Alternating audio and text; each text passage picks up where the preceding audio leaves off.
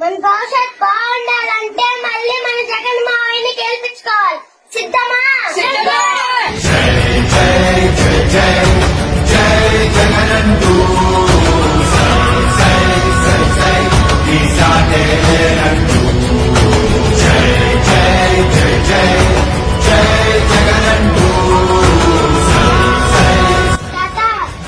ఇంటి వద్దకి రావాలంటే ఫ్యాన్ గుర్తుపై ఓటేసి మన జగనన్నని గెలిపించాలి.